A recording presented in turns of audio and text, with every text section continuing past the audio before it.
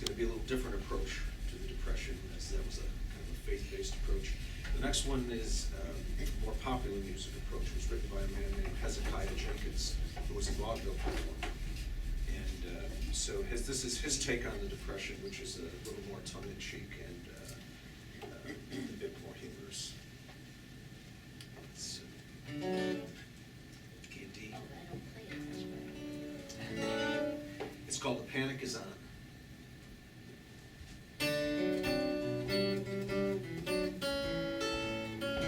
What this country is coming to, I sure would like to know. If we don't do something by and by, the rich will live and the poor will die. Doggone, I mean the panic is on. Can't get no work, can't draw no pay. Unemployment getting worse every day. Nothing to eat and no place to sleep. All night long folks are walking the street. Doggone, I mean the panic is on. Saw a man this morning walking down the street in his PVDs, no shoes on his feet. You ought to see the women calling in their flats. I can hear him say, what kind of man is that? Doggone, I mean the panic is on. All the landlords done raised the rent. Folks that ain't broke is badly bent. Where they get the dough from, goodness knows. But if they don't produce it in the street, they go. Doggone, I mean the panic is on.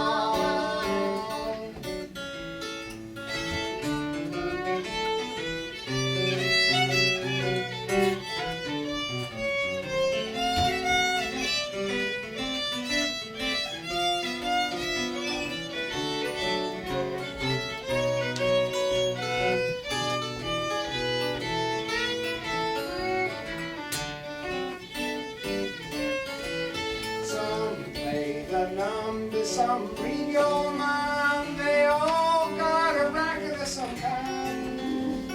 Some are trimming corns off people's feet. I mean, we gotta do something to make ends meet. Doggone, I mean, the panic is on. Some women selling apples, some are selling pies. Some are selling gin and rye. Some are selling socks to support their man. In fact, some are selling anything they can. Doggone, I mean the panic is on. Well, I pawn my clothes and everything. I pawn my jewelry, my watch and my ring. I pawn my razor and my gun. So if my luck don't change, there'll be some stealing done. Doggone, I mean the panic is on. Oh, Prohibition ruined everything. That's why I'm forced to sing. There's one thing I want you all to hear until they bring back lifeline, gin and beer. Doggone, the panic will be on.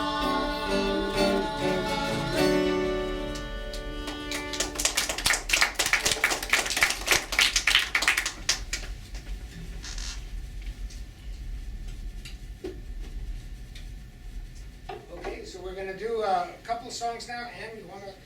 This is our friend Ann Cannibal from the Buffalo and Erie County Public Library. Some of you heard present yesterday at one of the site visits in Brooklyn. If you could pass out those song sheets. This is the word. We've done different workshops here in New York, so some of these we'll do and some of them not, but it's a couple of songs with words. And we'll do a couple now that are basically about the depths of the Depression. and the turn into the political response to that. And then again, we'll try to open this up a little bit, workshop fashion, and talk a little bit after we've done these two songs. See what you think. Yeah, the first one is called The Fall of '29. It was written by a man named Leo Daniel, who was a pretty interesting guy from Texas. He became the governor of Texas. He's the only person to defeat Lyndon Johnson in the election. He defeated him for the Senate in a special election in 1938.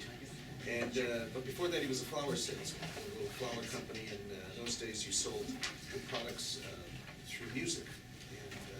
So he formed a band called the Light Crust Doughboys, Pappy O'Daniel and the Light Crust Doughboys. And they recorded a lot of stuff. They did a lot of commercial recordings, as well as doing just the advertisements. And so this is one of the songs that became very popular that he wrote, called The Fall of '29. And it's, well, you'll see what it's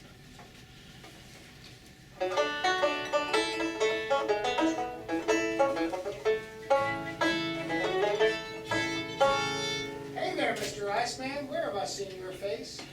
Please don't try to tease me, mister, just because I lost the race. I was once a great big banker worth $1 million for a time, but I lost the whole caboodle in the fall of '29. In the fall of '29, in the fall of '29, that's when we started sliding. In the fall of '29, was the fall of 50-50. You lost yours and I lost mine, but it made us all more human since the fall of '29.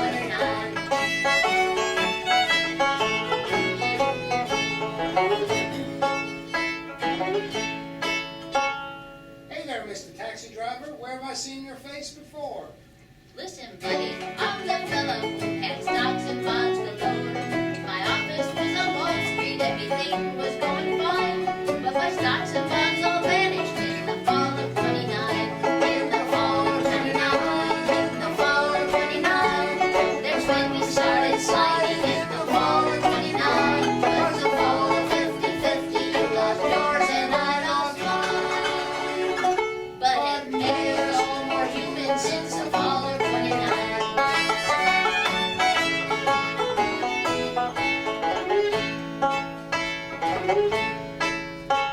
Hey there, Mr. Apple Vendor, with your old familiar tooth. Gee whiz, you do remember I'm the guy who played the flute. I was making lots of money, the way I spent it was a crime, but my income stopped completely in the fall of '29. In the fall of '29, in the fall of '29, You're saying and when we started fighting in the fall of '29, was the fall of 50-50. You lost yours and I lost mine, but it made us all more human since the fall of '29.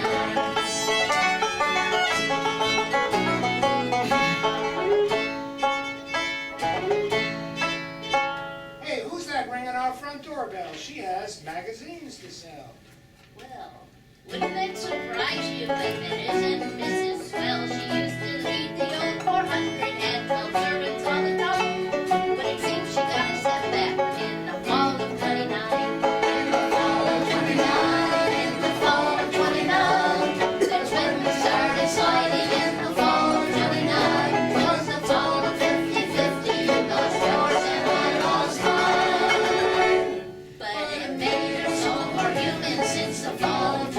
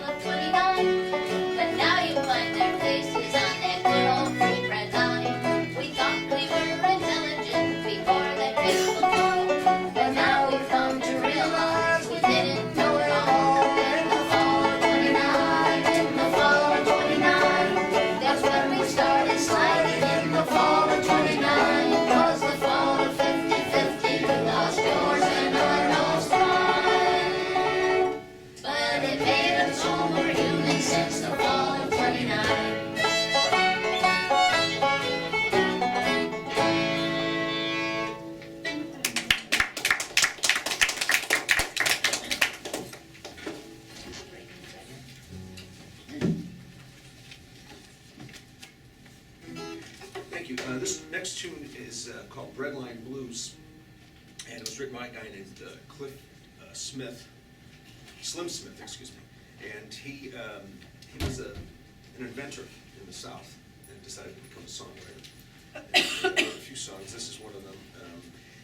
The song is has a lot of little interesting things that we'll talk about, but it basically is a conversation between the Democratic donkey and the Republican mule, and the Republican elephant. The conversation takes place around 1931, so it's prior to the 1932 election, and Republicans have been in the White House for 12 years, so there's some references to that. You're on the wrong front. 2. No, this is in. Oh, 4.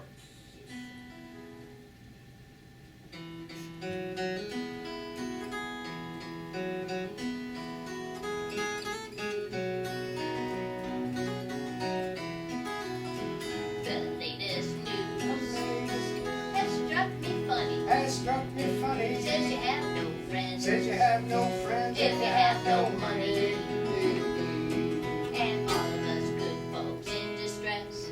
I gotta get something over my chest. 1932 won't be long. When you place your vote, please don't vote wrong. Put away those blues. Vote away those blues, Those breadline blues.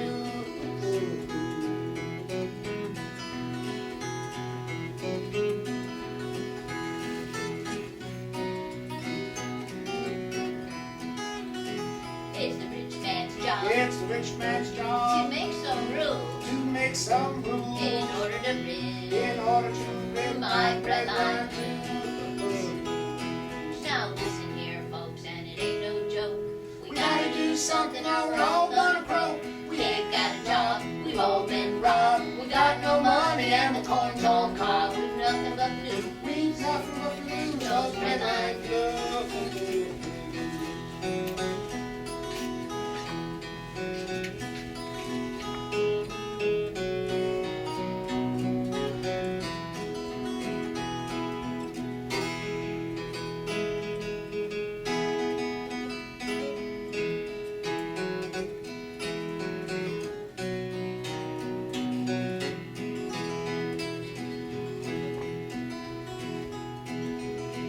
If I had stage fright, If I had stage fright, I'd leave it to you. I'd leave it to you. We could all have fun. We could all have fun and better homebrew.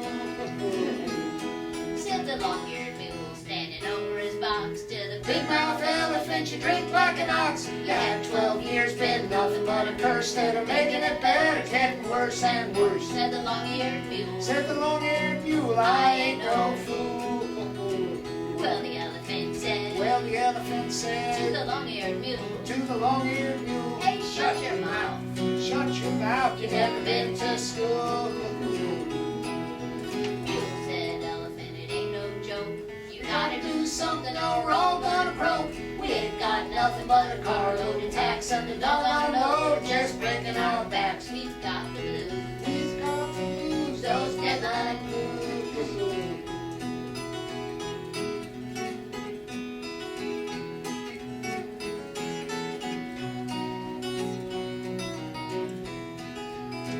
The latest news The latest news has struck me funny. has struck me funny. Says you have no friends. Says you have no friends If you have no money. And all of us good folks in distress. I gotta get something off my chest. 1932 won't be long. When you place your vote, Please don't vote wrong. Vote away those blues. vote away those blues, Those breadline blues. Vote away those blues. Vote away those blues, Those breadline.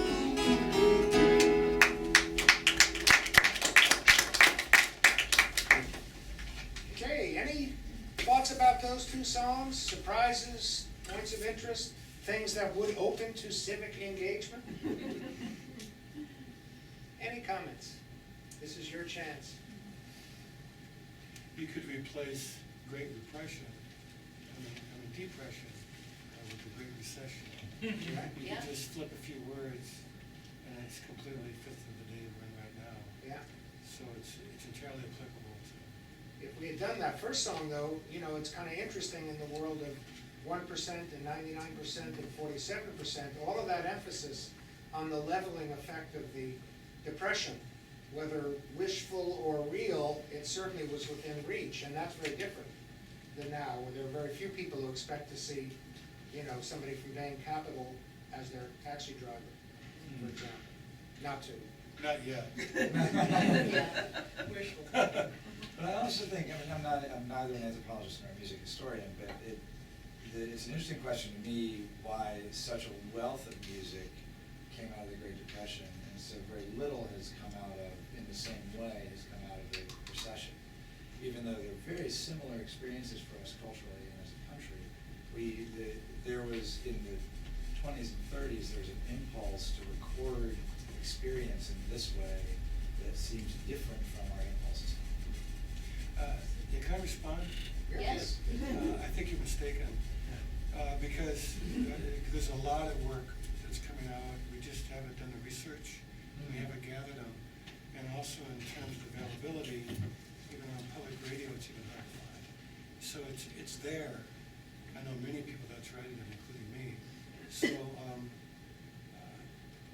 our job is to find those and to reclaim those and then integrate it with this work. Sure. So what it's good news, what I'm saying. Excellent. So, And I would suggest too that it's on YouTube. It's in different pathways because young people are making music in all kinds of different ways. What they're not always taking on is the political issues of the day. But I would suggest there's a lot of it's an explosion that's going on. Oh, yeah, no, I don't mean that they're not making music. I mean, I guess in my experience, I haven't seen as much directly political music in this way. I But think- that could be for lack of looking. I think there's another thing that makes this music unique, and that is that for the first time, the government paid for people to go out and find this music and Right. and keep it for us. So that's a very unusual circumstance. It certainly isn't happening now.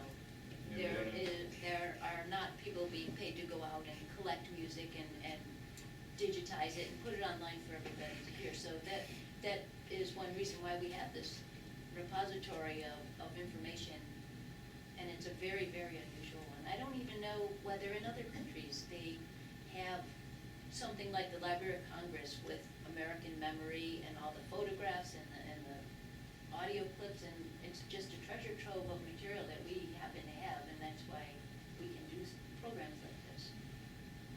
So one thing about one of the lyrics in one of the songs that talks about the fact that this is sort of Speak up, just a humanizing minute, I'm us. sorry. One of the lyrics talked about the idea of this thing that we're going through together sort of humanizes us. There's a sort of a sense that there's a kind of a unity around this experience, and there's not that sense, at least to me now, that we're coming together over this stress in the economy. It seems to be polarizing us more than anything else, so just sort of. I think that's a good point. You know, when a couple of banks collapsed a few years ago, people went out with giant golden parachutes. You know, the bank collapsed and they walked out with, $50 million. And that didn't happen during the Depression. When a bank collapsed, everybody lost. And they were there's no stockbrokers jumping out of windows these days, or 10 years ago, 8 years ago. So you're right, it is a much more polarized situation. Did that stand out to anybody else? Did you notice how there was that feeling that we're all more human? This was actually maybe even a little bit good for us.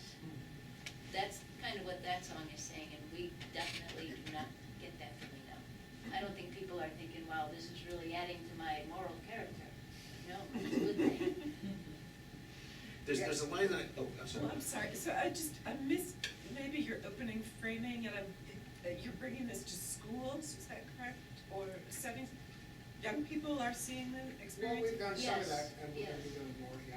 So I'm curious to know how, I mean, we're raising issues of kind of likeness and difference historically. Are you seeing the young people who are experiencing this doing some of the same? Or how are they engaging with it? Well, we know of teachers who have used this sort of material, these photographs, for example, to demonstrate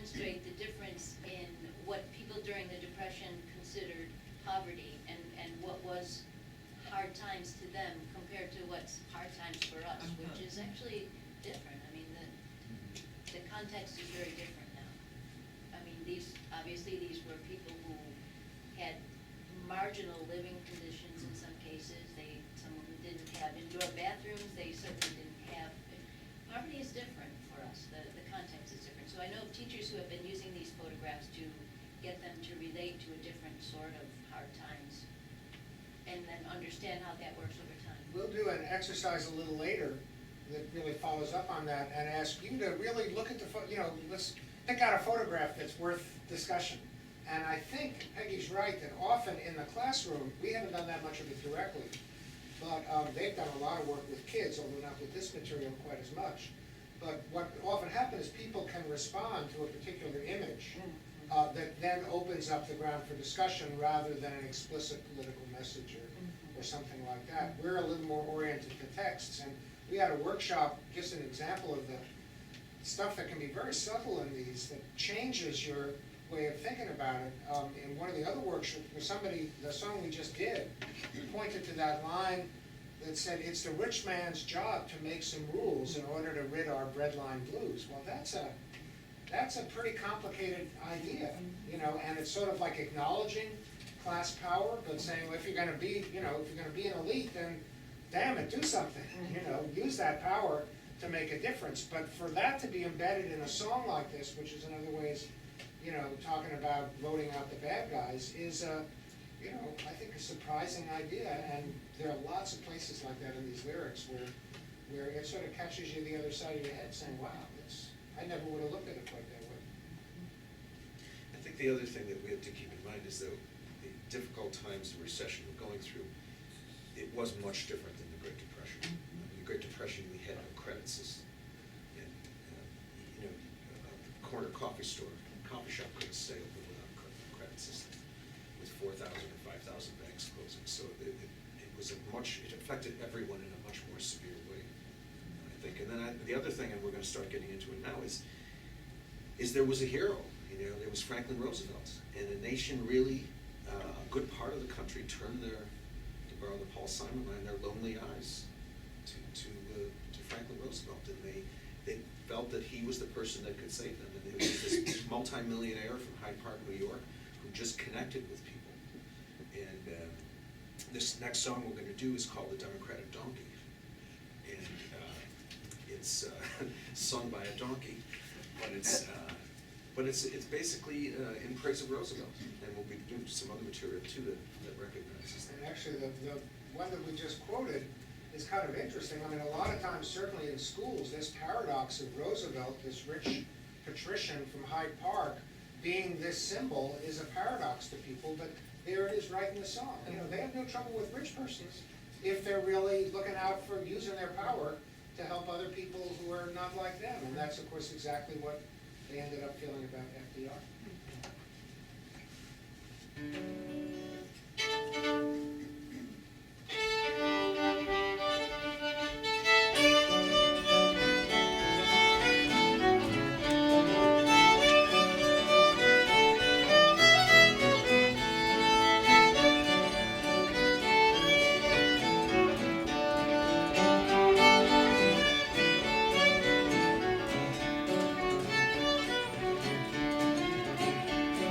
I've been a good old donkey, but they turned me out to die. They had me on the commons where the grass don't grow so high. But now I'm in the clover and the fields are holding green. I'm back in old Columbia in the same old stall again. Well, they had me up some river till I kicked that stable down. I knew that Mr. Roosevelt would ride me into town. He mounted to the saddle and he grabbed the bridle rein. I'm back in old Columbia in the same old stall again. Hee-haw, hallelujah, hee-haw, hallelujah. I'm back in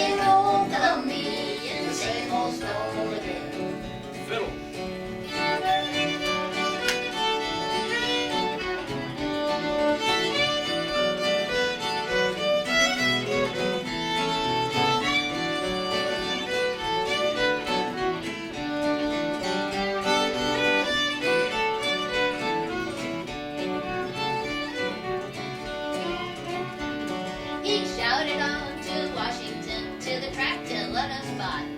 You never saw a donkey in your life jump so high. He rode me on to victory, I carried him to fame.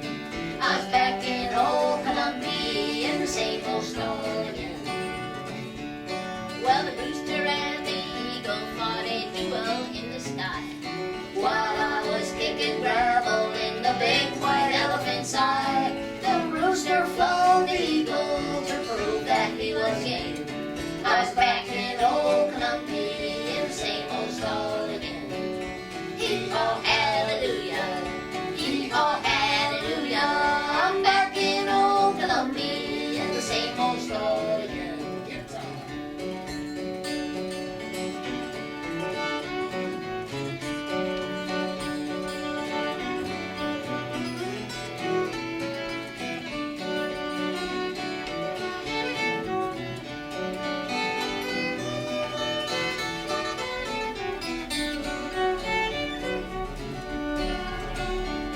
They had me on the racetrack for another stakes last fall.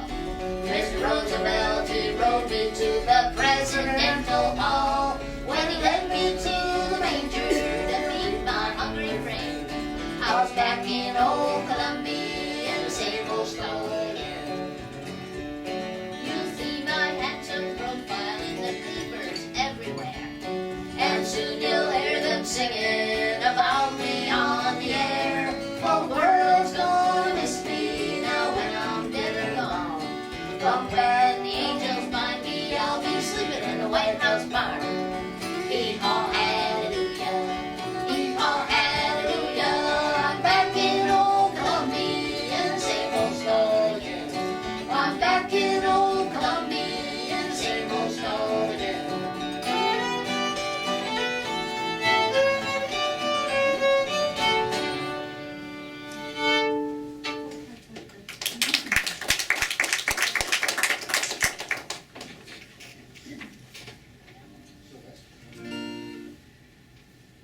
This next song kind of continues that same theme about the idea of people who are really so trusting Roosevelt. And this is supposedly a true story. There was a man in Mississippi named Sylvester Harris. He had a farm, and his farm was being foreclosed upon, and he had a mule that he was going to lose in the process. And he was pretty desperate. And in those days, people not only wrote letters to personal letters to the White House and to the Roosevelts, some of them very, very touching letters. We've read some where people would write to Eleanor Roosevelt and ask her what size dress she wore, and if she had any old clothes, could they send them to her. One woman mailed her wedding ring, and she was having a baby and asked if Roosevelt Eleanor would send her $10, and then she paid her back. I mean, really touching things. But besides the letters, I digress. Besides the letters, people actually called the White House. And they had a whole team of people that would answer these calls and find out what the problem was and then try to direct them to the right agency. And the story is that Sylvester Harris was determined to speak to Franklin Roosevelt himself. And he called the White House and got somebody else, and he hung up. And a couple nights later, he called. And Roosevelt was sitting in the library in the White House waiting for Missy Lehan, who was his assistant, and she was a little late, and the phone rang. And Franklin answered. And this song that was done by Memphis Minnie, the great blues singer, addresses what happened next.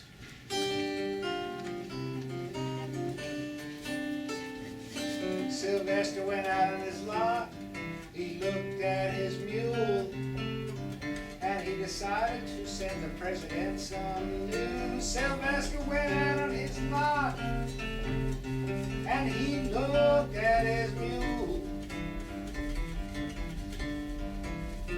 and he decided he would send the president some news.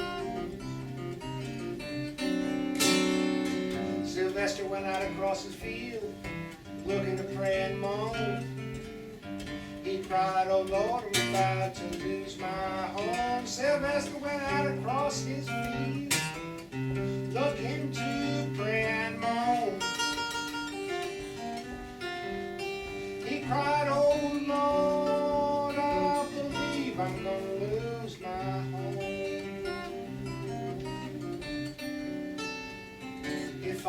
about the president, he got on the wire. If I lose my home, I believe I'll die. He thought about the president, and he got on the wire. If I lose my home, I believe I'll die. Tell him what that feels like, tell him.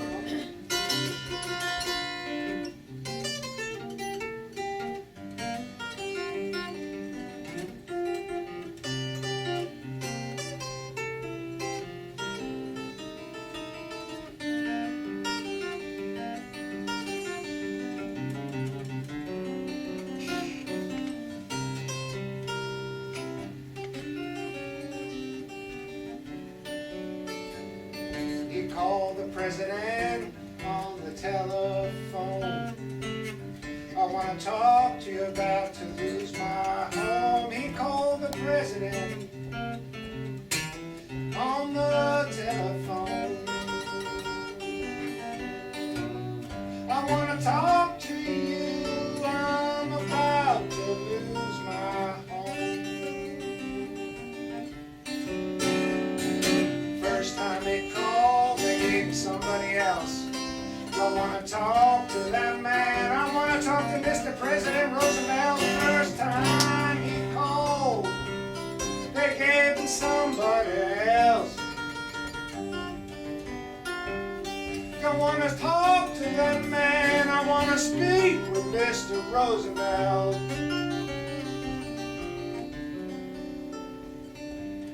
He said, Sylvester, you can take your ease. Just take that jackass, go back out in your field. He said, Sylvester, you can take your ease.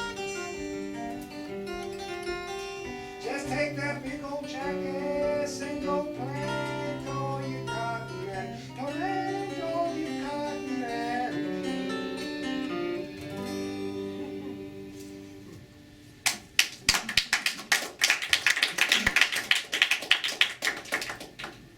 The rest of the story is that Roosevelt actually said to him, "Don't worry, Sylvester, you will hear from me."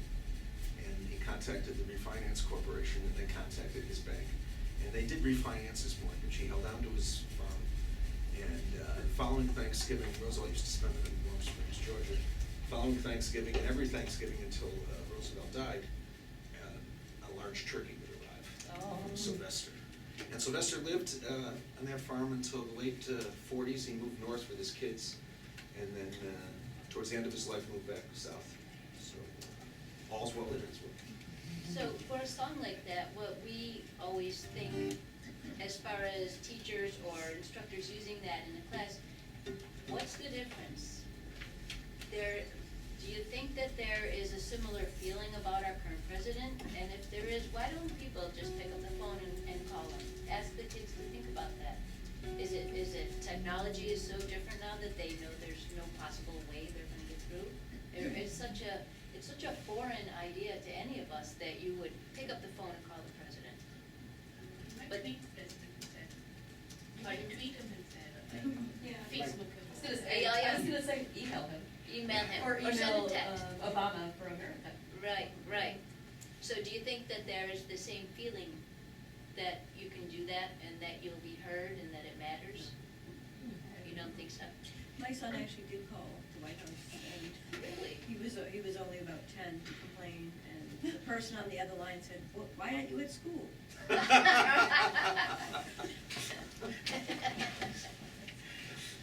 Yeah, I may be mistaken, but I'm actually pretty certain that there is some documentation that people have like written and called President Obama, and Is he's there? actually sent like personal checks, and it's like a few ridiculous stories, like documenting these things. I mean, it might not appeal to the youth now, but it actually, from what I understand, has happened during this term.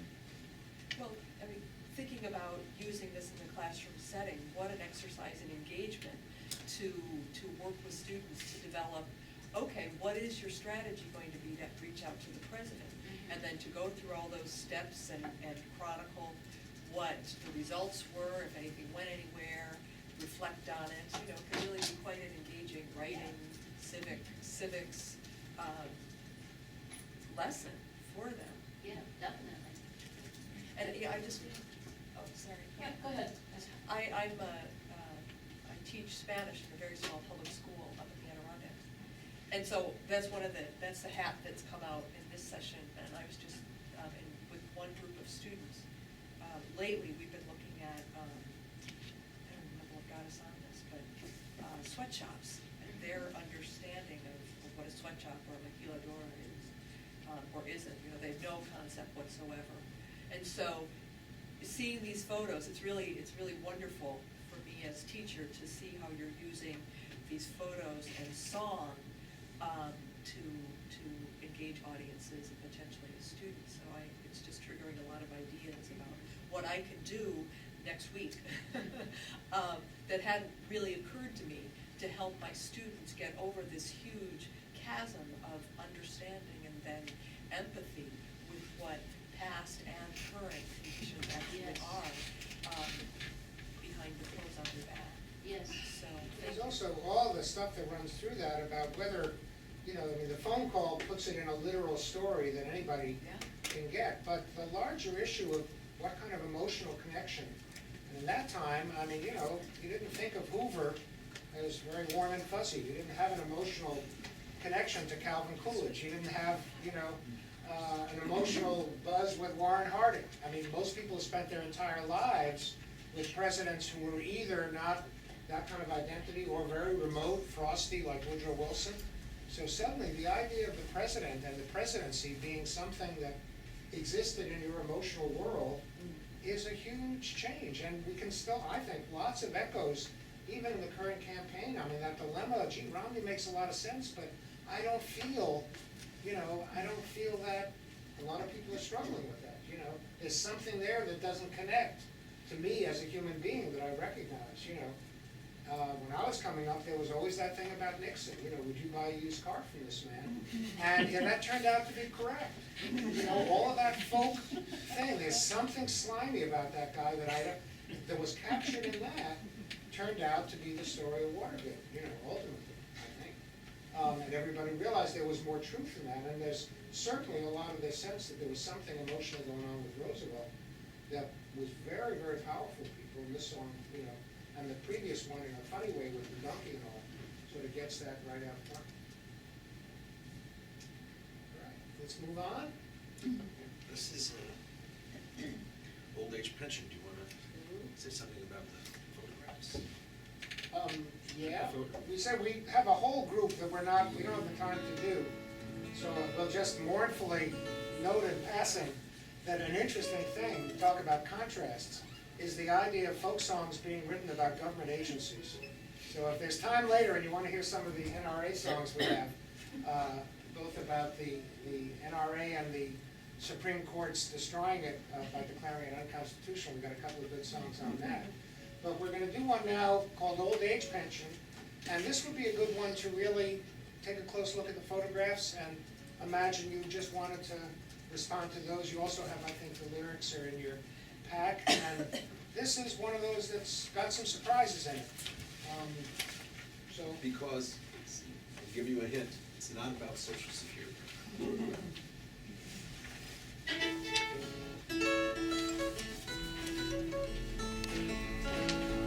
When our old age pension check comes to our door, we won't have to tread the poorhouse anymore.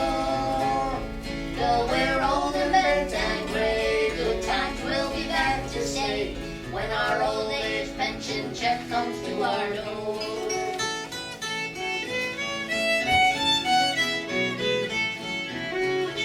When her old age pension check comes to her door, dear old granny won't be lonesome anymore. They'll be waiting at the gate, every night she'll have a date, when her old age pension check comes to her door. Grow a flowing long white beard and use a cane. Though you're in your second childhood, don't complain. Life will just begin at 60 and we'll all feel very frisky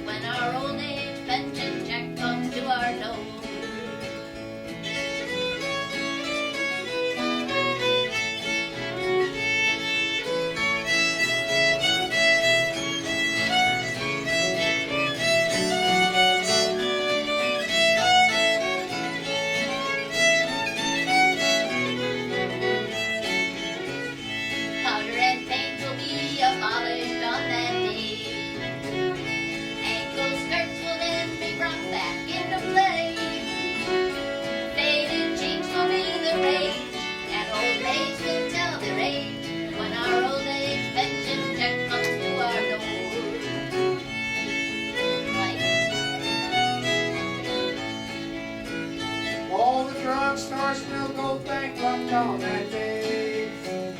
For cosmetics they will soon be put away. I'll put the flapper on the shelf, go get a grandma for myself. When her old age pension check comes to her door.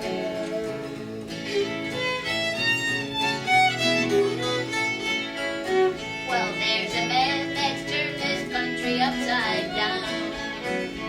With his old age pension rumors going round. If you want it on the fund, send your dimes to Washington, and our old age pension men will be around. If you want it on the fund, send your dimes to Washington, and our old age pension men will be around.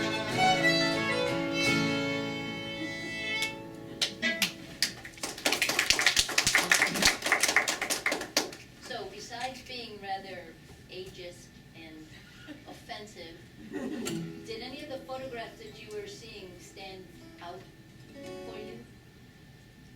Was there any that you looked at it and it made you wonder, like, what is this? What are they talking about? Who's Townsend? That's a good one. That's what this thing is all about. Townsend was a doctor in California, and he proposed an old age pension before Social Security was passed. And it was based on a sales tax. And the thrust of it was that the money would be distributed every month and you had to spend it. And if you didn't, you had to give it back. So his idea was that it circulates through the economy. There wasn't an economist in the country that would agree that his numbers made any sense at all. It was just not feasible. But he became so incredibly popular, and he started these things known as Townsend clubs. And there were at one time 5,000 of them. And if you were a member of a Townsend club, you contributed 10 cents a month. And the 10 cents a month went to Washington to fund lobbying. So there was a line in the song, "Send your dimes to Washington." And but the man who was turning the country upside down was not Roosevelt, it was Dr. Townsend. And in a sense, he became so popular that he forced the Roosevelt administration to pass Social Security sooner than they wanted. It was coming, but Franklin Roosevelt himself wanted to delay it. And it became so wildly popular. So maybe we should do something like that for universal health care. Mhm. You know, there's a great Roosevelt $7 quote. this time. Yeah. There's a great Roosevelt quote that one wishes was more present over the last few years, where when he was being called on the insufficiency of what he was doing, and he said to this person from the left, "Make me do it. Make me do it. That's your job. You put the pressure on to make me do it, instead of sitting back and complaining that I'm not doing it." And ultimately, that's what happened in the great turn in the 1936 election. You know, really came through, you know, things like this, things like Huey Long, things like all sorts of energies that were turning very rancid in Europe and were clearly, you know, pushing both left and right here, and ultimately Roosevelt and the New Deal were able to respond to it. Other things in the song that, Is there something up there? I thought I saw a hand up there. No?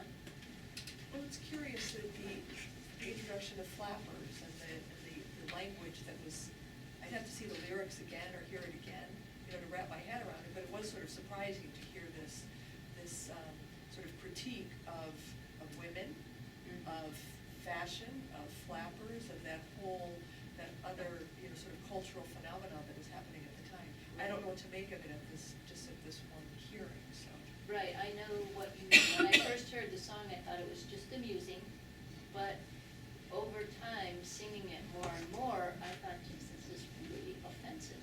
You know, like, old people are not attractive, but if they have a big check, then that's different. But don't you think that's kind of, I mean, maybe I'm getting old. I am getting old, so I that's just why I kept noticed thinking, it. yeah, I'm kind of waiting for that day that I retire also. It's not gonna be at 60, it's gonna be a lot later, but, I'm kind of waiting for that day. I'm kind of looking forward to it. And yeah, I mean, and then, you know, socially in a larger scheme, yeah, you know, go find a rich old guy. Well, Exactly. You'll be taken care of. well, we found, working with this, that people have all sorts of responses, and in that way it's very live, because it doesn't fit an easy category. You can read it as much the other way. This is a critique of that flapper world, and the cult of beauty, and the cult of all this stuff that these people in the 1930s had spent their whole lives you know, with this new image of women, the new woman and flappers and cosmetics and advertising. And they're looking back at that and saying, let's throw it all away. There's nothing wrong with being old. You know, give us a little money and we'll have power and we'll take it over. The drugstores will go bankrupt. And so in some ways it's very subversive in lots of ways. And there's a lot of looking backwards in these things. We had Tom had pointed out in one of the other workshops how many of these songs are talking about prohibition. You know, I mean, you know, the average academic teacher would be talking about the New Deal. But these songs are saying, yeah, FDR was great, he got rid of prohibition. And that had been a big reality in their lives through the 20s. And I think this cult of beauty had been weighing on people, so the idea that in some ways they're liberated from that, you know, with the old age pension check will get us out from under this domination of youth. It's kind of, you know, anyway, you could have a lot of fun with it. Not only in a classroom, but I think in contemporary discussions with almost anybody facing these issues as we all do. And the song was actually a very popular song that was recorded by Roy Acuff, who's a country music giant.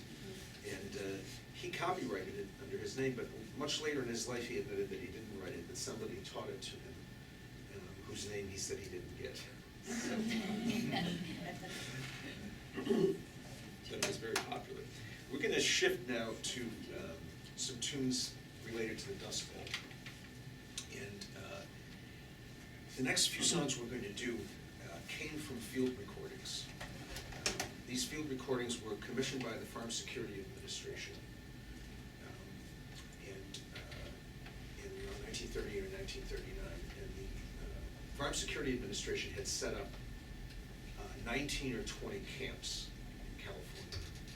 And these were migrant camps that were built by the government but run by the people who resided in them. Each camp had a manager, but they were very, very democratic.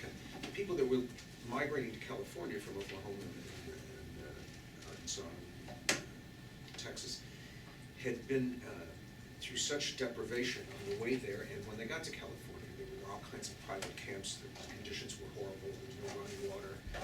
And so the government built these, and very few people got to live in these camps, but they were a tremendous source of material because they were in one place, they were safe, and outsiders were allowed in. So there's the Library of Congress on their website, and the Library of Congress has a tremendous volume of material recorded, both oral history and music. And so the songs that we're going to do now are taken from those tapes.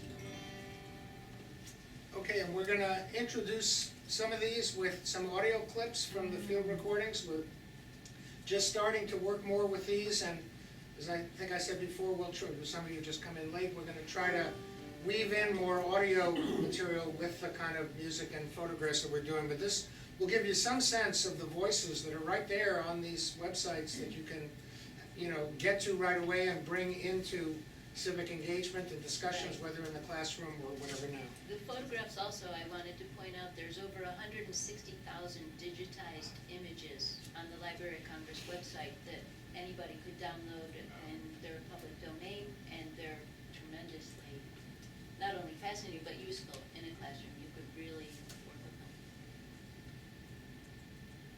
So there's a couple about conditions in Oklahoma. Why don't we do I this used song? to sit in that hotel many a day and look across the We're going to do street these first. where people was lined up down the streets with buckets in their hand, going to get a bucket of soup. The little home I had in Oklahoma, it was made of old automobile hoods, old lard cans, buckets, just anything, baseboard, just anything that we could get to build one out of. That was in Oklahoma City, Oklahoma. Should we play a poem? Okay. This is a poem by that same man you just heard. His name is Roy Turner. I wrote this poem in 1939, May the 4th, in Oklahoma City, Oklahoma, and started California. In that dear state of Oklahoma, in the city where buildings are high, I laid on my pillow so hopeless, looking through my tin shack at the sky. I got up early next morning, out in the cold I did creep, walked off without any breakfast, and left 2 hungry babies asleep. And then I left that big city, I walked down 60 highway, I had a good reason for leaving, so I headed for Pacific Bay. Then I seen the Texas cotton and the Mexico bottomless lakes and the Arizona Gila monster and the big diamond rattlesnakes. One night I heard the little coyotes. I listened to their pitiful whine. I wondered if the poor little creatures didn't have hungry babies like mine. That same night I dreamed of my father. He said, boy, don't never go back. He said, give them dummies your part of that city and that little old rusty tin shack. I started this poem on the desert, my bed lying out on the ground, then covered up my hungry babies and smoked a cigarette and laid down. Then I picked peas in California from 2 to 6 hampers a day, trying to make a few pennies to drive that old hunger away. Oklahoma, farewell.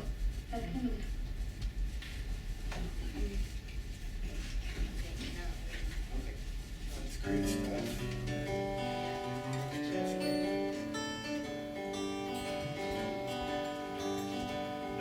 We were out in Arizona on the painted desert ground. Had no place to call our own, and work could not be found. Well, we started to California,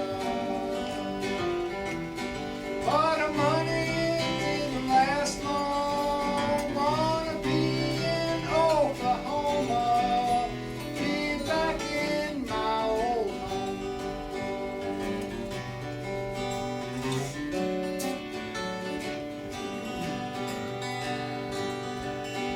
When you're way out on the desert and water is hard to find, you're 100 miles from Tempe and the wind blows all the time.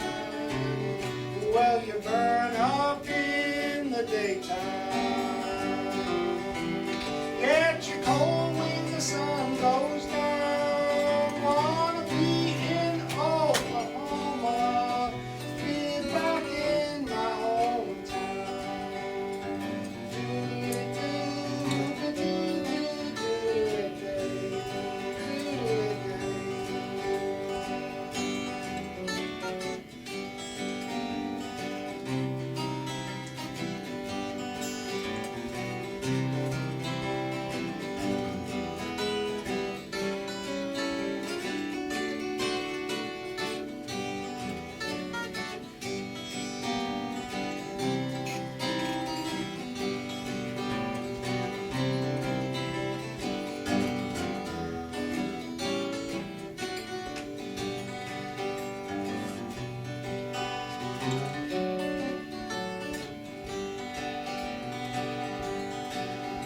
You people in Oklahoma, if you ever head out west, have your pockets full of money and you better be well dressed. 'Cause if you wind up on the desert, gonna wish that you were dead. You'll be longing for Oklahoma and your good old feather bed.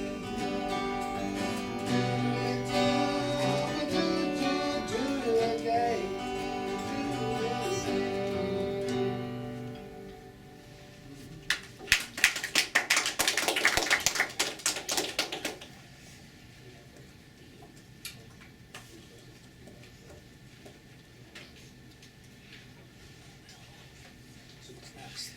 We were gonna talk about, that was a song about leaving Oklahoma and trucking to California and how homesick they felt. And the clips that you heard were some of the reasons why they left. And they were forced to leave, but that didn't mean that they were happy about it. They were very homesick. They also had a lot of ideas about what they were going to find when they got to California, because, could you talk a little bit about the advertising they did to get people to go out there? Well, the big growers in California saw this as this incredible opportunity for very, very cheap labor. So they would travel through places like Oklahoma and Texas and pass out handbills. And if you read The Grapes of Wrath, they go into great detail about that. That they would pass out these handbills saying that there's jobs, open, workers needed in such and such a field to pick peas or whatever. And so what they would do, if they needed 300 workers, they would distribute 5,000 or 6,000 of these. And maybe 1,000 or 2,000 people would show up, who were men that hadn't worked in a long time, families that hadn't worked in a long time.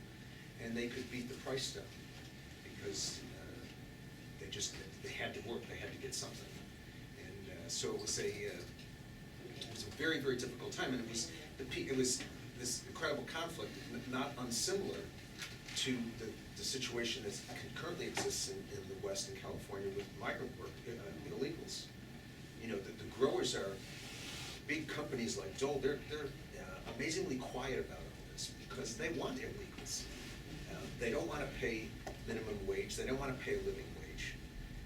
So they're very quiet about immigration laws and tightening the borders. And in this case, the people in California, the towns where migrants moved into, didn't want them. They didn't want them in their schools. They didn't have a tax base. They sure as hell didn't want them to vote. But the people that own the fields, the large growers, absolutely wanted migrants. And if you stayed in one place for 6 months, you could vote. So they made a point of firing people in the 5th month, so that they had to move on. And so they had this, 1 million people moved to California, but they made sure that they couldn't vote. So it was an extremely difficult time. So this next song is a song about some people from Oklahoma winding up in California. And it's a contrast between what they thought they would get and what they actually did get. And I just want to say one more thing is, these songs that we're doing now, the last one and the next two, were written by people from Oklahoma. And this was, we all know that this is Woody Guthrie's, or maybe most of you know, Woody Guthrie's 100th anniversary of his birth, and he was the Dust Bowl spokesman. But Woody Guthrie chose to go to California and see what this was about and help people. And John Steinbeck chose to go there and write a novel. But there's this whole group of people that didn't choose to be part of this at all. They were thrown out onto the street. They were sharecroppers who were thrown off by the owner of the farm.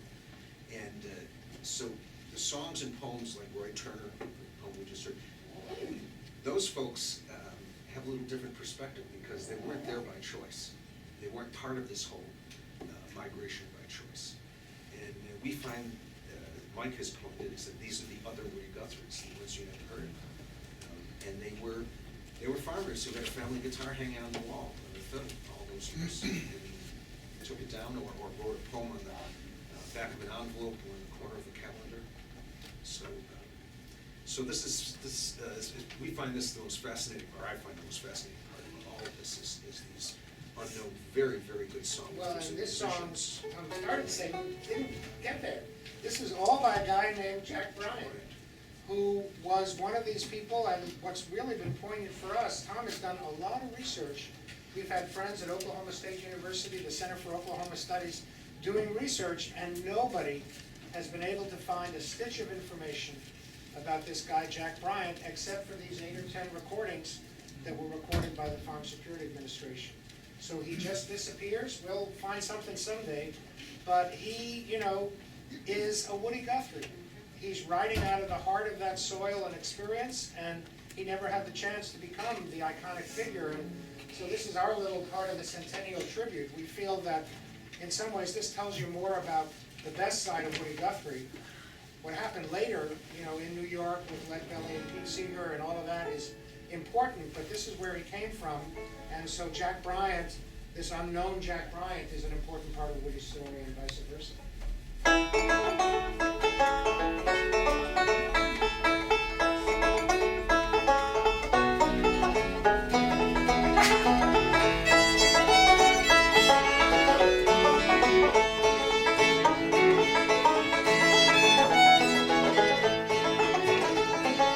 You've all heard the story of sunny little Hell, a place where it never rains. They say it don't know how.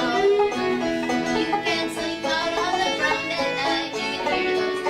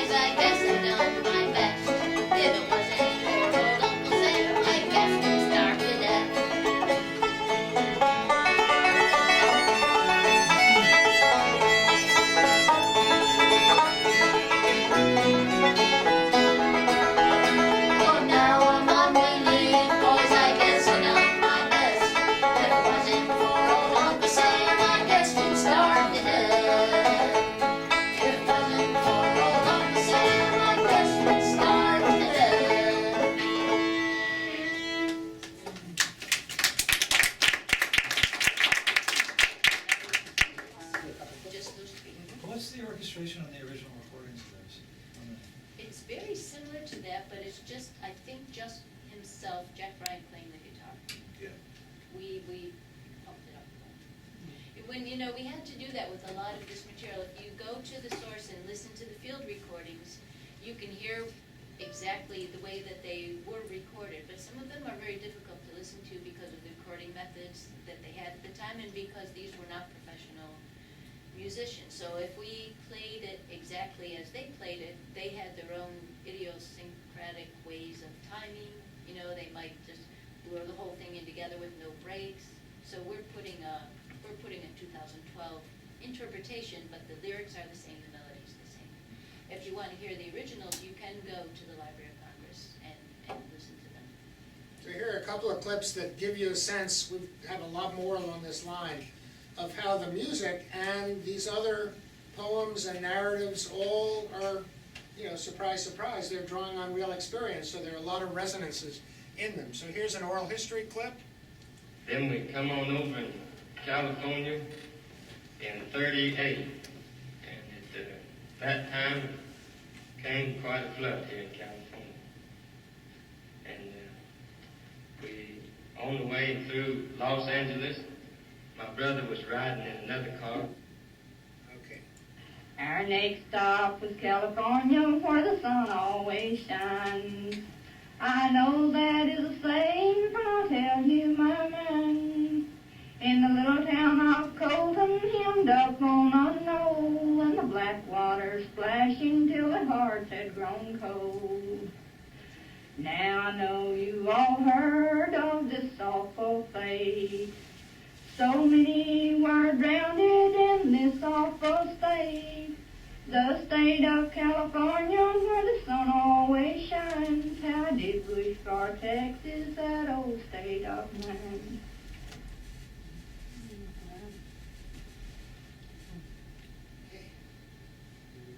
Little rag houses.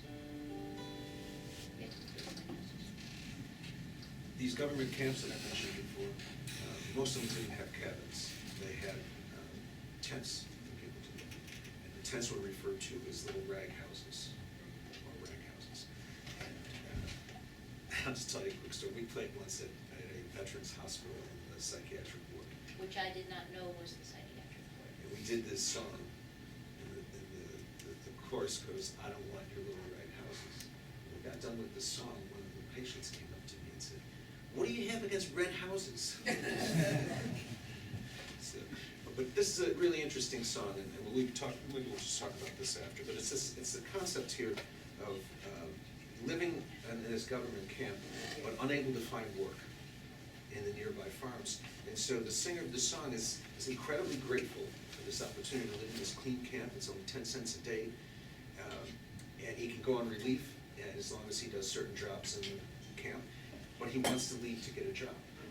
And that is kind of one of the most interesting things about this whole migration is that people they took relief very reluctantly.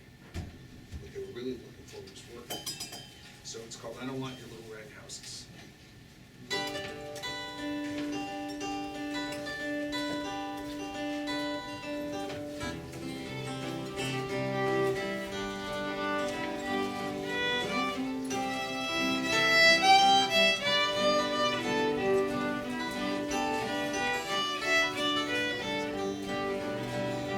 I don't want your little red houses.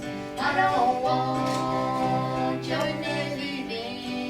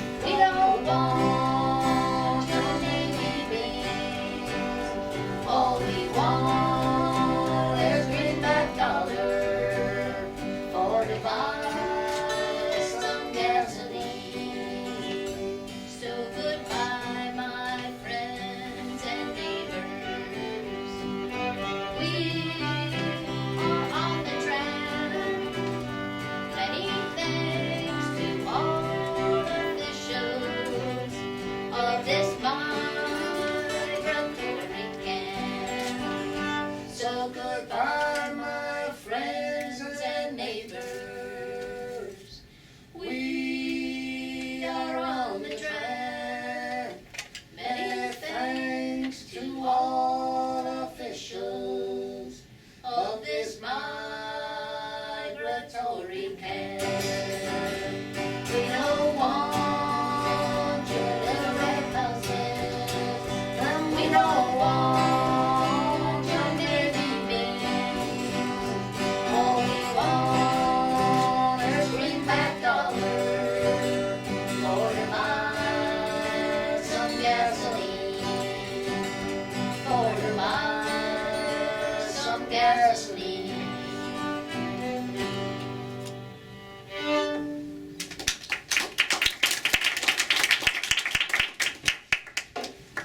Not everybody felt that way about the camps. There were children in the camps too, a lot of children. And they had a completely different perspective on it because they were kids and they didn't know any of the economic issues. I mean, this is what they knew. So our last clip that we want to play for you is 3 little girls who lived in the camp, and this is how they felt about it. We've got the pictures.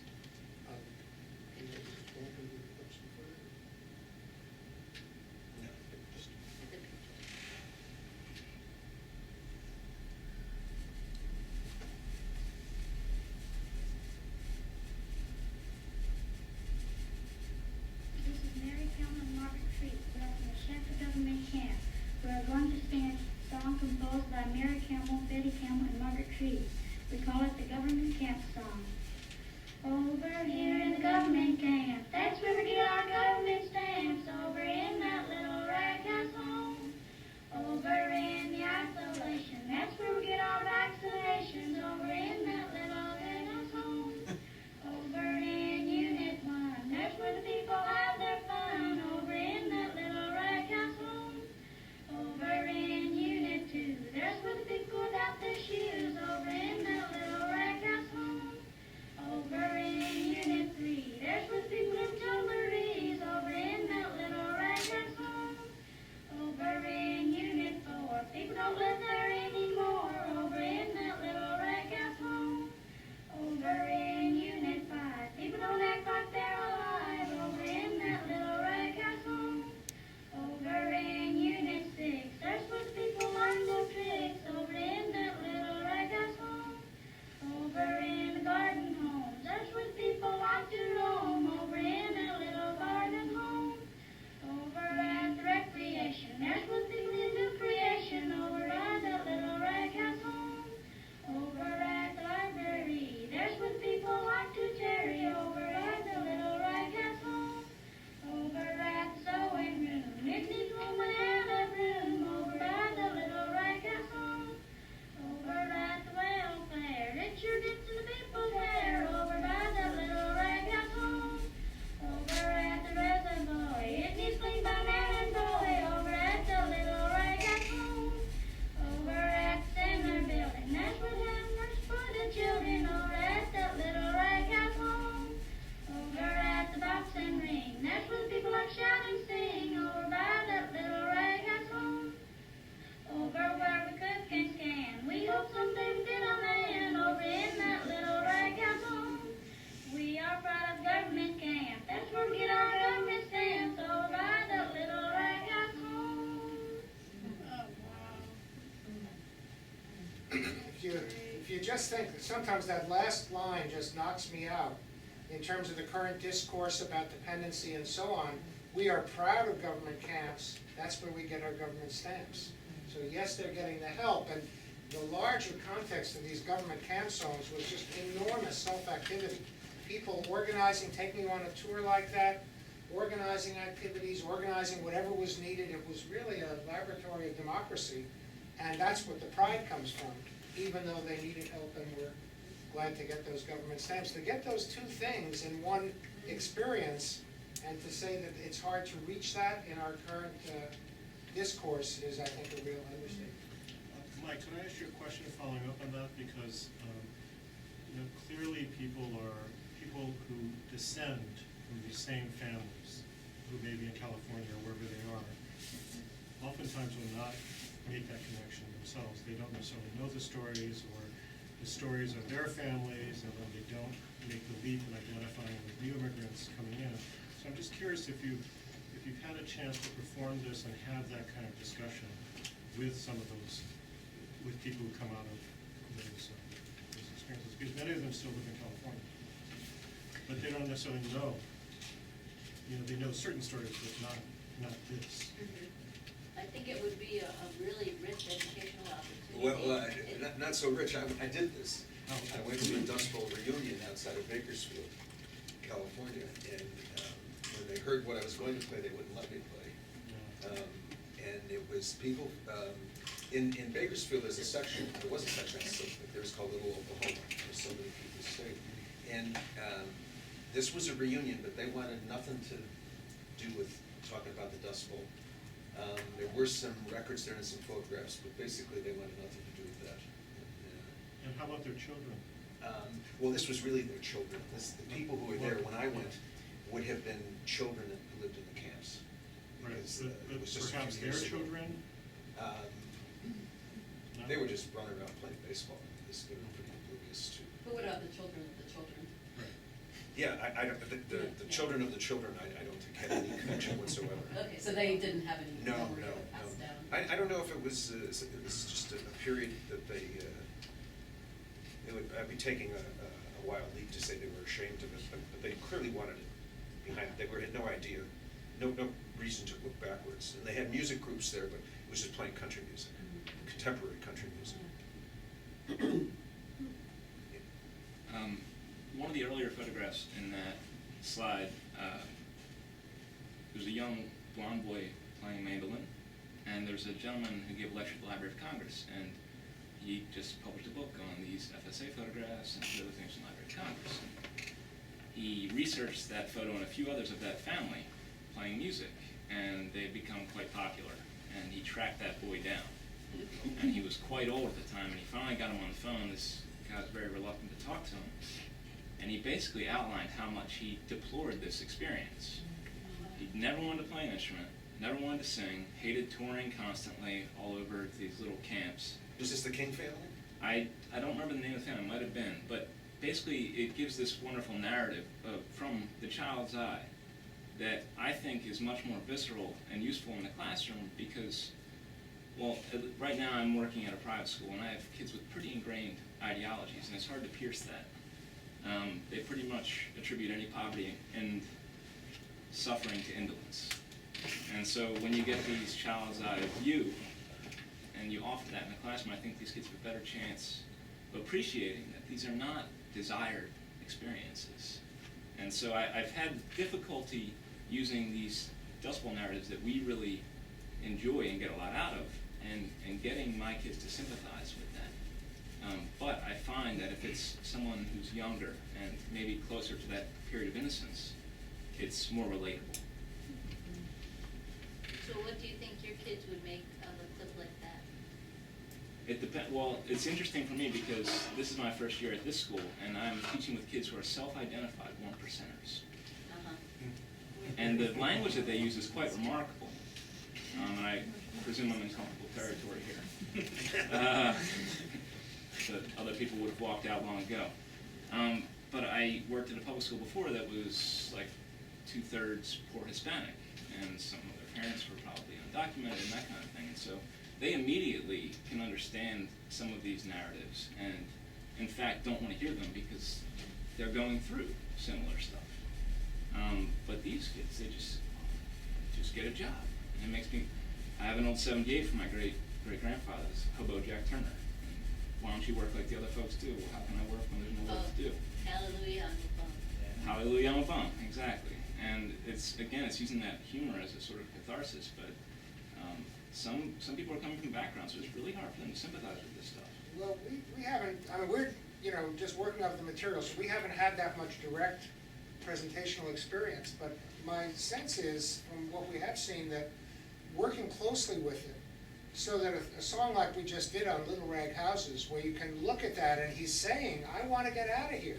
That's a version of an old song some of you may know called Greenback Dollar. Yeah. So it's being appropriated, and he says, I just want $1 for some gasoline.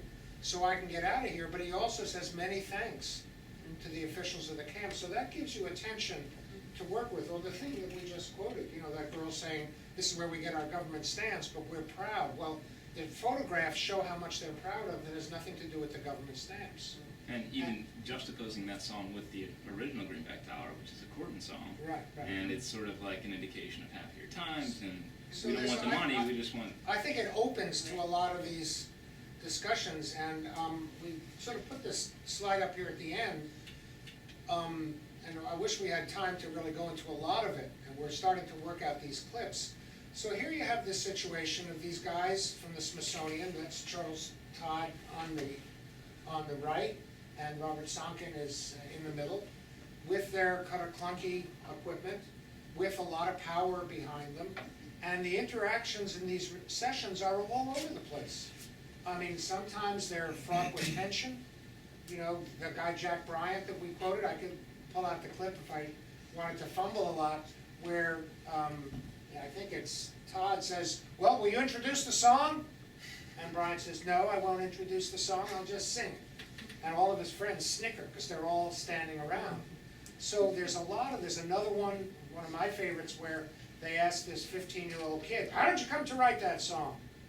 And the kid says, almost playing something out of Faulkner, oh, I don't know, I just kind of made it up, you know, I don't know. You know, and he said, all right, well then sing it. And the kid then starts singing the song in this unbelievably powerful voice. I am a little cotton picker, proud as proud can be. And so you can just get a sense of the complexity of this moment. And yet these people are musicians, a lot of them. And they stand up and they say, there's a whole set of songs written out of a cotton strike in California, and they stand up and say, this is, you know, this is our strike song, and they just go out and sing it. So you can get a lot of that nuance there in some of the class relations, and yet clearly these guys are trying hard, but they are who they are, just as Lomax was who he was, and so those things get all embedded in this, and you know, our sense is some of that could open to get to some of these things that it goes way beyond just putting a simple label on it, you know, that it's this position or that position on property. And if you can get kids, I think, and others in a place where there are no easy answers, then they're a little freer to respond to things. In the back, was that a? Oh, yeah, I'm sorry. Yeah, and he had another instance where he had a photograph of this African-American gentleman playing guitar and a white guy playing guitar. And he said, that guitar looks similar in both pictures. And he went to the file in the Library of Congress, and one of the adjacent pictures, which wasn't published, was the black guy sitting next to the white guy. One of them was playing the guitar, but they were both singing together. And I'm like, there's just a beautiful narrative that's totally uncovered with a little bit of research. And I like to think you could have those moments with your students, and if they're discovering it themselves, it lends a whole other level to it. Yeah. I think so. That's what's so remarkable, that America has a collection like this online for anyone to go look at and download and use, and it's a treasure trove that you can use in so many different ways to touch on many, many different topics. Politics, economics, childhood, yes. Well, yes, I think that's, I mean, it's such a rich trope, but there's something so powerful about having it mediated by your presence and by the live performance of the music now, and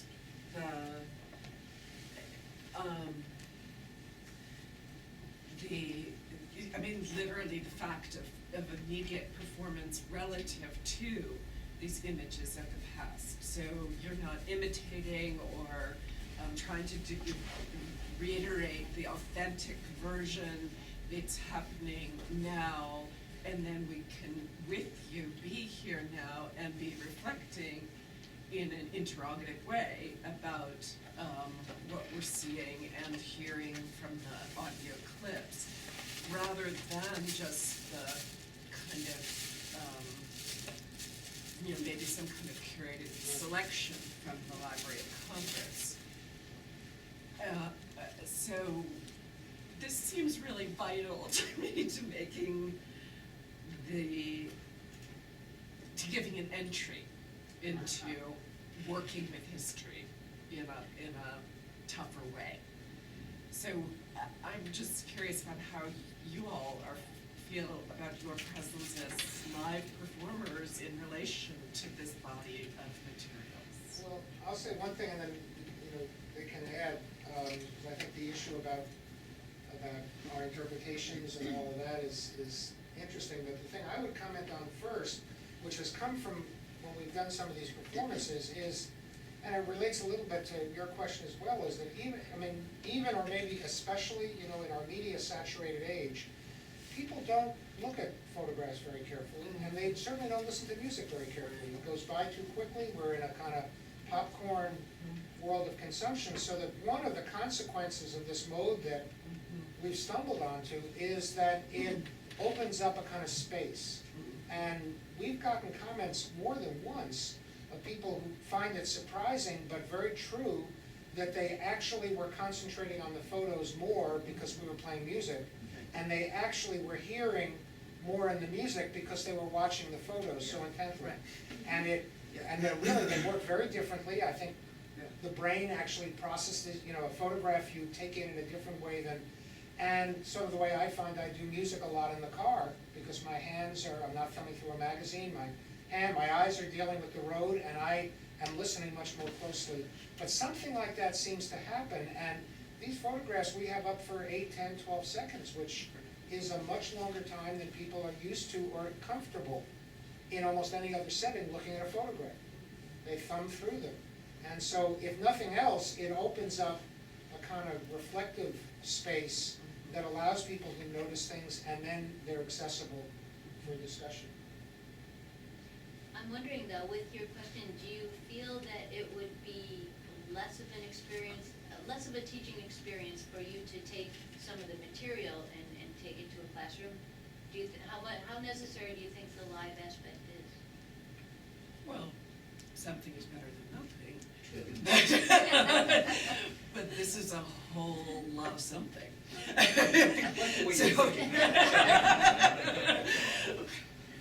think it's critical, because I think the students make a relationship with you personally because you're alive in front of them. And that is a stronger hook to the material than it would be without your presence. Well, I agree, because we're live performers, so of course we think that. But some of this program that we do, the audience dynamic grew out of work that Tom and I used to do in pre-K classrooms, where it was absolutely vital to engage your audience, which was a bunch of very squirmy young children that you wanted to be attentive. So a lot of the feeling that we have about relating to an audience comes from that experience of working to keep an audience with you. And so that we kind of approach performance that way, and I think it shows with this material. But I would like to think that the material could also carry itself in different contexts. You're of course so deeply engaged in the content that it's an invaluable resource, but I've also worked in schools where they dealt with photographs. I didn't realize the clips existed, but dealt with photographs like this and found a local musician who maybe knew nothing about this, but actually sang old songs. And that also helped to make a connection. Well, my 2 cents on your question. My background, I'm primarily a musician, historian. I got into research because I like music. The Depression music, in terms of its correlation to today, that's for you people to decide. I hope we don't steer that one way or the other. But the music is, I like folk music. I love folk music, and this is as pure folk music as you can get. I mean, these are people who are writing songs from the heart. They're not necessarily true, everything they say, but it is their interpretation. That's why we played at Columbia the other night in a program called Folk Music is Oral History, and that's what this stuff is. And so for myself, I'm far more engaged in the music than anything else. And to play the music, to play good folk songs for people that are well written and are just good songs is that's the rush for me. But we're also interested, there's something about, to the extent that you can take part of it and say it's about a linear thing like music and a not linear thing like an image in tension. And so we're experimenting with how much of this we could get into a various kind of, multimedia onto an iPad or something like that, what kind of app we could have that could move between recordings or even videos of performances and field recordings and lyrics and so forth. Peggy's been interested in an online course where you could make these different sorts of things accessible so that a teacher and a student really working online could make their own discoveries by combining things in juxtaposition. And so there may be ways that we can approximate some of it beyond the limits of. But there's something, I was gonna say, I like the app idea, partially because when we were talking about how music works in a classroom, I think one of the things that I've noticed is that live music works really well, and but students are, at least young people today, I think primarily are listening to music in headphones. They're not used to listening to music out in space with lots of people. And so sometimes it doesn't work as well to just sit in front of the classroom and say, okay, now listen to this. Right. Right? Because then I was like, well, what the heck am I supposed to do now?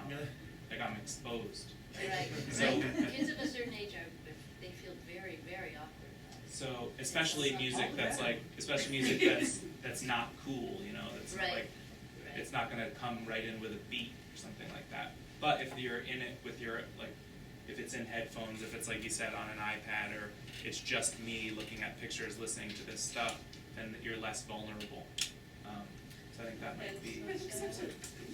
You've got multiple layers, multiple ways in here. So you've got the visuality, which is very consistent with the generational way of engaging spectatorially with image. And then you have the audio clips and sound clips, which are oral, and then you have the interaction with the musicians, which kind of cuts through on another plane. That so it is. So this is obviously multi-mediated in its own right, and would be uncomfortable to some extent for students, and I think that getting them out of their headphones. I mean, I love this image of Brian, I can't remember his name, with the headphones on as he's listening. So we're aware of the emergence of a new technology in this photograph, and having to operate in these multiple modalities and still be offered all of them in a way that slows things down at the same time, I think I don't know. I just think there's a lot of richness in that, but of course, betrays my biases. It's been Tom's instinct when we've had these discussions that if we were to do some multimedia stuff, it would be useful to do some filming of us just sitting around talking and performing and picking up the instruments and so on. Absolutely. That could add an interesting dimension without pretending that it's a finished production. Gives In it fact, a might rough be even better edge. if it were not. And there was a moment, Tom, when you were explaining something, giving some background on the song or the songwriter, and you seemed to stop yourself. You said, "But I digress." But that was. Which I do a lot. But I actually found, I was so grateful that you had provided that kind of background and introduction. It just helped me appreciate so much more on a much deeper level what had happened here. What had happened to people's lives. So if you get into that inclusion into the multimedia virtual situation, I would encourage you to also include some of Tom's digressions. Well, especially because oral histories are so seldom linear, or dead linear, Right. Well, that will give us a chance to, but you didn't get a chance to see it, having Tom start to digress into one of his banjo jokes, and Peggy and I started to grimace. Well, I will only say that A good it's editor. never too late. So, I went into Walmart. I left my banjo in the back seat of my car. And I was in the store and I realized that the car was unlocked and the windows were open. And I went in a state of panic and I rushed out of the store, out of the parking lot, and I got to the car and my worst nightmares when I realized there were two banjos there. Yeah, and it's like lawyers, you can modify them. I would say, and maybe I say this because I also like live music, I like music, so I have my own predispositions, but there's a remove with this type of media presentation, the temporal remove, especially for young people, a stylistic remove in terms of what people are wearing, it's all black and white. And to me, having actual people here to help kind of filter that, I think it's really strong. I think if you were to move into, I mean, I understand you can't go everywhere and perform this all the time, so it seems like if you are gonna move to a multimedia methodology in terms of presentation, this is kind of what makes it, I think. Thank you. So quit your day job. Another way to do that is to try and connect it to something that they may actually be familiar with. And so recently I had a lesson started with the primary source, and this guy's writing home from the Virginia colonies, and he's writing to his mom and dad, and he's saying, this place sucks. I really need to get out of here. It's hell. And you have this narrative and this basic theme to it, and you find a song that they know, like Nas, Life's a Bitch and Then You Die. And you juxtapose, though, and they're able to bridge centuries quite quickly. And they see, I mean, it's the same stories. It's just different language, Right. different topical references, but the themes are there. Yeah, we run. It's time, About third time. time. We should point out that we have some cards up here, if anybody would like that. We've got a new website that has not just some samples of what we do, but has some really interesting links out to other material as we learn about it that is relevant, some interesting stuff that Tom was connected to being produced down in Oklahoma, for instance, that is pretty interesting. And we have a Facebook page, so we really want to get you and your friends who are hip to these things in. You could like us on Facebook via the 198 String Band, and you'll be kept up to date. And we have a CD, and Tom has produced another CD which has a range of Buffalo area musicians doing a much broader selection of some of the same music, some of our songs, but some other ones as well, both of which are available on our website. So, and we forgot to bring a whole box of them here, so we couldn't enact the real live performer thing of having our CDs spread out in front of you, so I left it in. But we do want to thank you very Yeah. much. Thank you for coming with us. Behind the name of the band. It's actually a highway that runs very close to where we live, and Buffalo has a weird habit of saying the 198 and the 290 and the 33. You take the 290 to the 33. Other people don't always put the one in front of it. We just thought So that we was are a way to about identify 198. it as Buffalo. And you'll be playing tonight? We're gonna be sitting in a little bit in Kevin Bond's Dream Oh, Fire cool. Revival. Which show? For the 7 o'clock show. We were up for it afterwards. There's a really good string band called the Shanghai String Band playing out in Red Hook at a place called Jalopy. They are cooking. It's a bunch of young people there. Something else. Great. Well, that's a good reason not to go then. So come get our card if you like one. The M Shanghai String Band?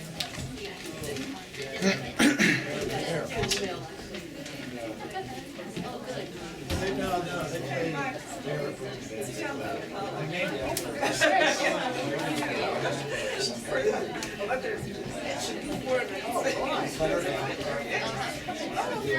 I was wondering if we were gonna get them because I didn't jump ahead and look at the modules, but I find it, and one of the things that interests me about this is the songwriting is really good. So I think that would be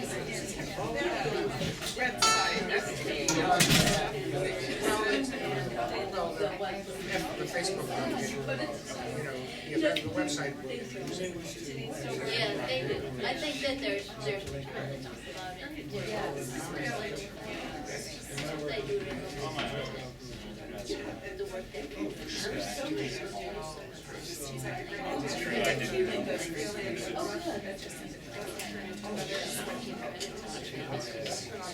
They built it. Not their parents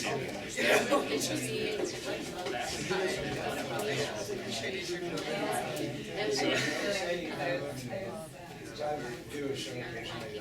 It's like the other ones that I can see.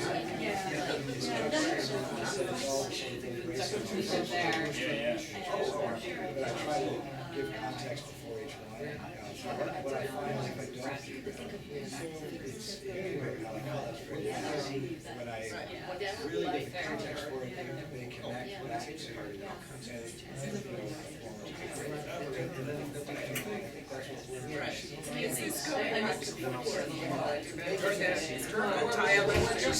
But it's different. We're just starting to do more of those. Yeah. It is amazing. And the library numbers is. A lot of them will indeed, a lot of them say that. Makes it easier to get some things, you know. That they identify with an each other. The extra library. Well, I also think that these, Now so many kinds of digitization. we're talking about the musicians sometimes That was your right. frame I was really just the world history. Yeah, That's the context rather than that's everything. I think that's Figure out exactly how to find out. yeah, they were cool. That was great. Yeah. So the thing is, No, I didn't. Thank you. so this issue of. Well, this is what I said to them the other day, because we actually had a conversation after the debate, and they all basically told me in one of my classes that they all agree with their parents. That Jack Bryan song. Agree with it. Now, I don't know whether they got it from them or they just The happened night to that I agree with it. landed, it almost came. I said, you know, it's interesting, because when I was in high school, Spread my I didn't really have, my opinion basically shaped in opposition to my parents, regardless Those two of phrases had, which what was I actually interesting. believed. I think that was kind of a thing, and I feel like your generation missed that memo. It's okay, and sometimes it's necessary. As if everything in Arizona was like being on a boat in the ocean or space or You can something. hear the Snickers in our roll. And But if there's lyrics that you need. references, and so we have a movie. Okay, well, we'll talk, we'll figure out. And they're like, Yeah, literally, yeah. Yes. Sorry. I'm also. Yeah, I was actually Because then I let them make their own conclusions. really, once you can gather them together. Yeah, that's great. And the We trees. have another thing that we do. Yeah, I ended up sticking with Just start to Yeah, and so I said, yeah. embrace. I've got isolated all of these clips of these people standing up. He has a really great but he was, So we've got all of these modes of self-presentation. And some of them are Yeah, very I really like this a lot. I've heard there's some professionals that stand out. this one activist woman, this is really great. So do you? Sent a song that it was written by three college writers, one of which was me. It is, and You know, in the Harvard Times from 1938. And then you have another guy say, this is Homer Baxter, the singer cowboy, a few So minutes. I am seeing a lot of. Baby, I love you. And but they're all, Things that I really They'll try to get you out of the way. I'm also taking pictures of this. But I also, I'm sorry, I also thought, the stories about interaction It's interesting because the whole history department. like to include them in a more vivid way that Yeah, that is engage true. people at the level of. Maybe I'll do that. Apparently, it's the last. Like, you know, that's what I think he is, well, there's, right, or maybe not, you know. there's other stuff that's really, I think they do that. some of this stuff that Yeah, it's where, you know, and you can talk to your doctor and I can, in some ways, I mean, it's always easy to steal that ideas. And I, in my oral history class, I started, the first week, I was like, I can't wait to see what happens at the end of the year, and now I'm like, I came up here on the train this morning with stuff I know. it's not, you're not in such total control. You know, and that in itself is part of the Training problem. them in I'm gonna be maximally sensitive, so I, they can take care of themselves. So there's this thing where these guys, and they say they're just waiting for them to say how much Yeah, they I got love that, it. that's the sense. So it's a lot better than it was in Oklahoma, huh? That's right. Yeah, I just have And you don't wanna go back there, do you?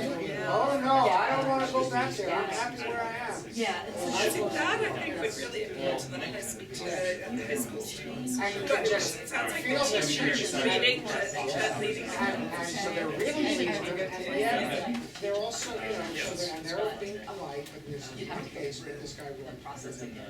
where, Yeah, so you shouldn't do that, but you can, it's pretty easy. and the guy starts talking freely, but in fact, you can hear him actually perform. I mean, he's, Oh, you know, good. he's- That would be good.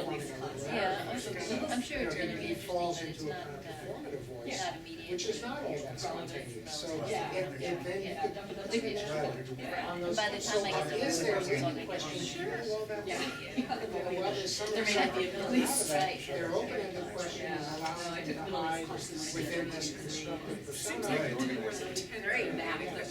Tell me this. That's what I'm afraid of right now. Well, most of this world. Plus, I'm afraid of Was my idol. Never really. What I guess it was, is. You are unfortunately no longer her idol. My, that's Right. one of my favorite stories of my life.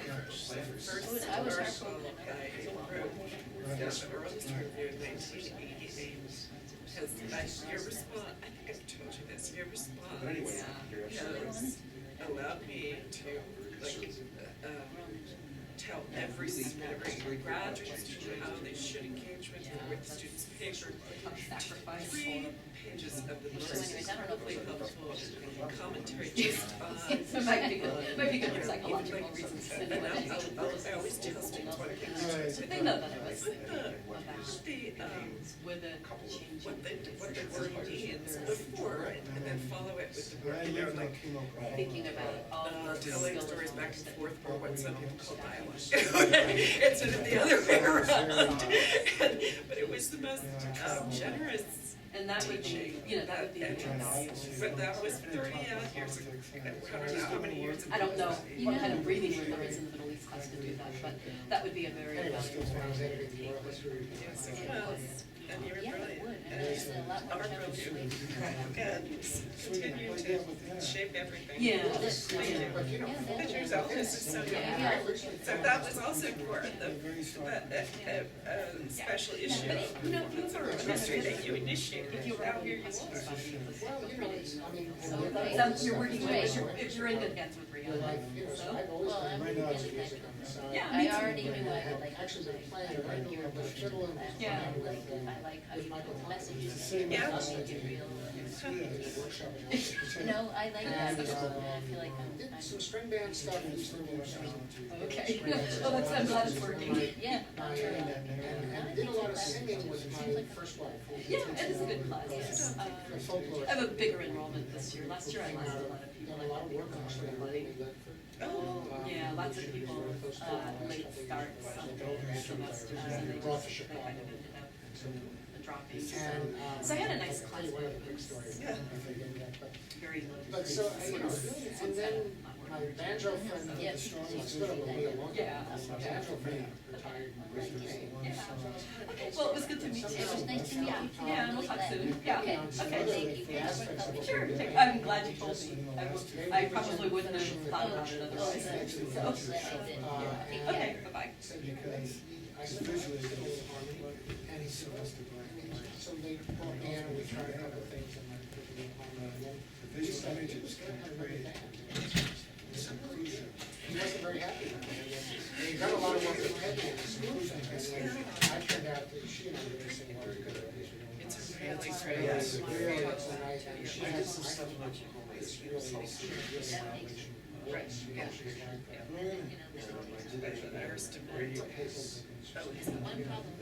not with the accent, but there's a kind of this thin. When did you do that? And, we really. So you're not distracted, right? It's distracting. No, Well, and keep it really plain style, too, so it's all the instruments are out, and like, what are we doing next? I'll And, tell you, yeah, that was one really other thing fair. that is, to me, is really fascinating too, because it was totally, is this whole thing playing on my chest, which is totally impressed. I mean, really, Really? and it came out, and I don't remember even why I started it, it was not like an intentional decision, but we do so much stuff that's back and forth, and that there was something about the violence of going from being engaged to this ridiculous position that always felt uncomfortable. And so I kept just fooling around. Well, a lot of people, and I think that's a major reason for this. And certainly a lot of traditional people always play like that. And some people could really, I've seen a lot of ways of doing that. This guy Bruce Lee from Kentucky that I studied with, his arm never moves, the fiddle moves to get different strings. He's constantly pivoting the fiddle while it was on some sort of little thing there. But whatever it is, I just found that experientially, it's like I'm not. Really good news. And I think I mean, the games we're doing, we're playing, right now I can't really, I still can't play much when I'm singing, I can play guitar when I'm singing. But I think with the little, it is so comfortable. Would you ever try to stand up and do it? It looked like cradling. It was really We haven't done much, we should try that. Just because I think. I remember having. When you're sitting, you're kind of here, but when you stand, I'm gonna email you might have a little more range of motion. And we've thought about times when we've never done it like that, where we might do better with some of the better sounding tracks that you have. The screen station though, we're always conscious of staying out of the screen. But see, you could be in it. Yeah. It would be fun. It'd be part of sort of messing the frames. And I think, you know, especially in this particular thing, the image is large enough that it doesn't, you can get the sense of the I image. just really appreciate it so very, very much. It's so, I'm set for the. And this is John Hall, who's from North Carolina, and has written the book on I didn't know. I have an edited collection, but he started me out. Playing tonight is pretty